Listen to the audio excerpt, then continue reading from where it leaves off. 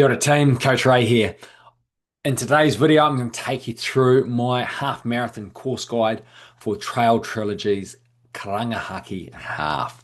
So in this video, we've got a few tips for you, breaking down the course, and we're going to give you some pacing advice as well as performance tips on how to make the most of your time if you're racing Trail Trilogy Karangahaki Half Marathon this weekend. Let's have a look at a quick overview of the course. So you're going to start in Paeroa, just on the outskirts there. You're going to follow the Hauraki Rail Trail all the way through to Waihea, including this segment here going through the Karangahaki. I'm not getting my tongue around that very well, am I? Karangahaki Tunnel, or Karangahaki Gorge Tunnel. So the general strategy for the course is a nice consistent effort. So have a conservative start, build your pace throughout the event, and then finish nice and strong at the end. Now, I do recommend my 1/3 pacing strategy. First 7 kilometers of the event, aim for a nice steady pace. Then increase your pace to a faster pace through the middle third, and then the final 7 kilometers at your fastest pace. So where is the 7K mark? It happens to be slap bang in the center of the Karangahaki Gorge Tunnel. Now the 14 kilometer mark is a little bit harder to find, but if you've got a Garmin watch or an Apple watch or any brand of GPS watch, you'll be fine. But roughly, once you've gone past Waikino, as you follow the Hinamuri River, there's a big right-hand bend. State Highway 2 is on the other side, and that just keeps on going straight ahead as you follow that bend round to the right of the river. It's about 1.5 km, 2 km past Waikino. So when you get to that point, lift your pace again and then finish strong with your fastest pace. Now, if you're finding yourself fresh in the last few kilometers, there's another big right-hand bend after State Highway 2 has rejoined the side of the river, or the opposite side of the river from where you were running. So that second big right-hand bend and State Highway 2 goes straight. That's about 1 km to go. K to go. About 3 km to go. Pick your pace up from that point if you are feeling fresh and you've got plenty of energy. Now, if you're trying to go a sub 2 hour on this course, it means you need to average 5:41 per kilometer for every single kilometer for 21 in a row. I want you to stay nice and calm and steady to start with. Focus on your cadence and posture and run your own race. All those faster runners at the start, let them run off. They're faster than you anyway. If you try keeping up with them, you're going to burn out and you're going to struggle later on. Struggling later on, you're also going to have probably poor posture. Your shoulders are going to round, your head's going to drop. It's going to close up your airway. So focus on a nice tall posture, shoulders back, head up, looking forward towards the horizon. Keep that airway open so you can get oxygen down into the lungs and you can be as efficient as possible throughout the event. What I recommend you do is try and hold 5:50 pace for those first 7 kilometers. Yes, that's a little bit slower, but we're going to pick it up through the event. Through that middle third, aim for 5:40, and then that final third, aim for 5:30 or faster. So those final 7 kilometers, faster than 5:30. If you manage to stick to those target paces, you will finish under 2 hours. The next group, those that are wanting to go sub 150, you need to average 5:12 per kilometer for all 21.1 of them. Don't try and bank that time. You'll burn out later on if you're trying to run faster early. Stick to the pace plan. Stay strong through those aid stations and watch for your pace drifting off later in the race. That opening third, you need to be holding 5:20 pace. Through that middle, you're going to pick it up to 5:10 per kilometer, and then those final 7 kilometers, 5 minutes flat or faster, and that will bring you home under that 1:50. People trying to go under 1:40, you need to average 4:44. Stay nice and relaxed. Hold your rhythm. Use groups of other runners around you if possible, and then focus for that last 5 kilometers. Now, your target paces is 4:55 for that first 7 kilometers. The middle third is 4:45, And then that final 7 kilometers, aim for 4:30 to 4:35, even a little bit quicker under that 4:30 if you can. And that will set you up for success. Now, those that are trying to go a one sub 1:30, now you need to hold 4:17 per kilometre. Yes, I know the slide's saying 4:15. That's giving you a bit of a fudge factor. 4:17 is the precise pace you need to hold. Not that I recommend trying to hold that precisely the whole way through, but start with a controlled start, strong through the middle, and then hanging tough to the finish. Save yourself a surge later on in the race.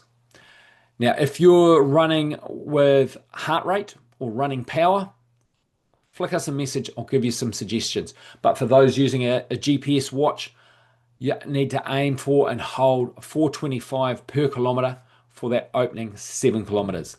Increase to that to 4:15 through the middle third, and those final 7 kilometres, you need to look to hold 4 minutes to 4:05 per kilometre, or even a little bit quicker. If you can do a sub 4 minutes Ks in amongst that, you'll be home and hosed. To help prepare for race day success, there's a few things I recommend you do. Now, I've got a self-psych form that will help prepare your race plan, get you mentally ready for the event. You can download it for free. There's a link for it down in the description. Take advantage of that. What I really recommend you do is you print it out, sit down the night before, 2 nights before the race, find some quiet time, take 20 minutes to 30 minutes, just sit down, work your way through and physically write your answers on the sheet that you've printed off. Walking through this will help set you up for success. It'll give you or help you develop your race plan to achieve your goals.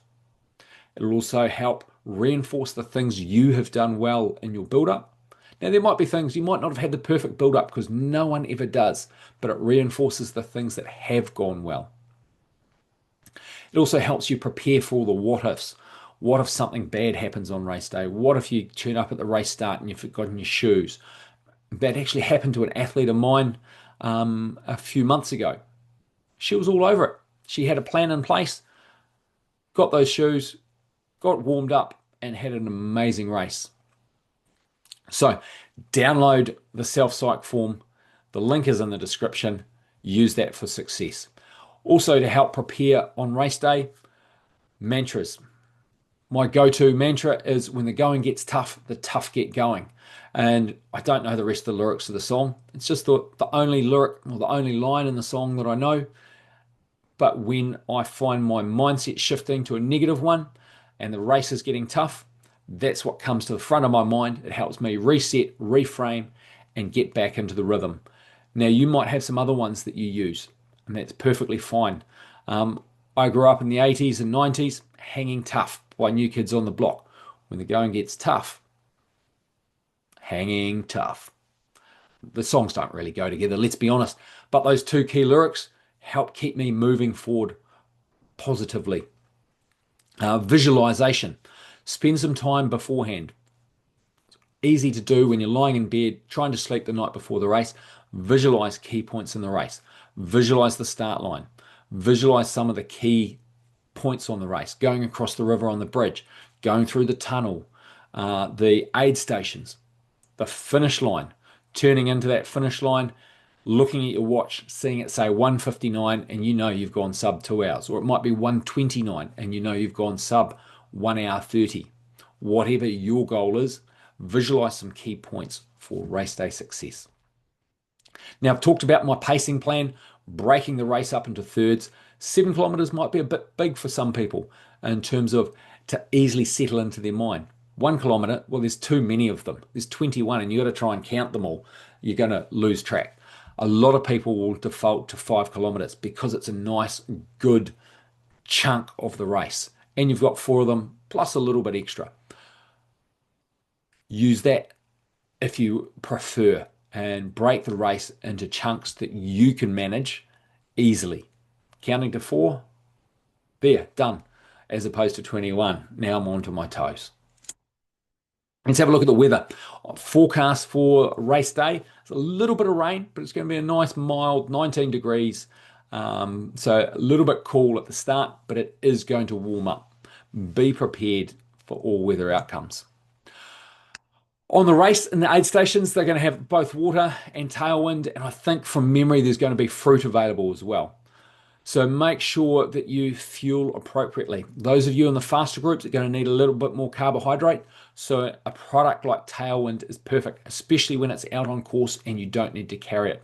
Those out there a little bit longer, in the heat, 19 degrees isn't too hot, but there's a potential for some dehydration, especially on a humid day with that rain. So make sure you're consuming fluids and taking on some energy if you need to. Let's have a look on race day. Make sure you take your running shoes, your running cap, sunglasses, your race number, etc. Make sure you have an appropriate warm-up. Those of you with faster goals, have a thorough warm-up, but make sure you're on the start line ready to go for the race briefing at 9:15.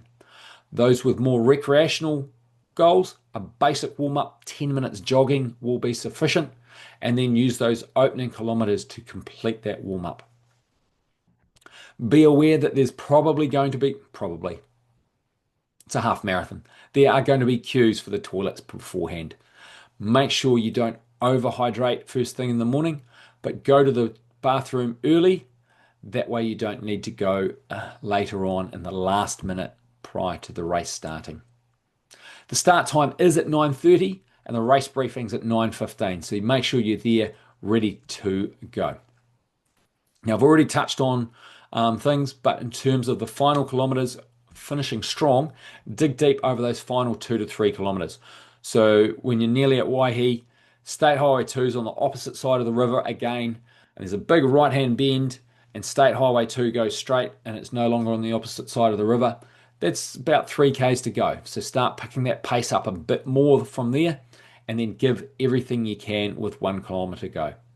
Now, using the aid stations as references, there's one at 11.7 kilometers, there's one at 17 kilometers, but those two key points, the 7 kilometers for that first third, increasing your pace halfway through the Karangahaki Gorge tunnel, and then with when you get to the 14K mark, that first, once you're through Waikino and you're following the Hinamuri River, there's that big right-hand bend. State Highway 2 is on the opposite side, but that just goes straight and you're going on a big right-hand bend. That's the 14K mark. Pick your pace up a little bit more there so you can finish nice and strong.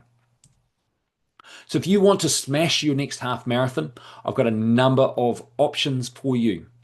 The first one, and probably the more popular one, is my Project 2 hour, my Project 1 hour 50, my Project 1 hour 40, and my Project 1 hour 30. Now, these are all training plans. There's different variations. There's a 10 and a 20-week variation of each of them.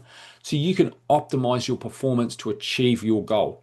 If you're trying to get under 130, then the Project 130 is the plan for you. If you're trying to get under 2 hours, Project 2 hours is the plan for you. There is performance goals to achieve to be accepted onto that. So if your last half marathon was 1 hour 54 and you're trying to sign up for the Project 140, you're going to need a little bit more than the 20 weeks to get ready for that. Reach out if you're unsure, but click the links, have a look, and see which one you fit into the best.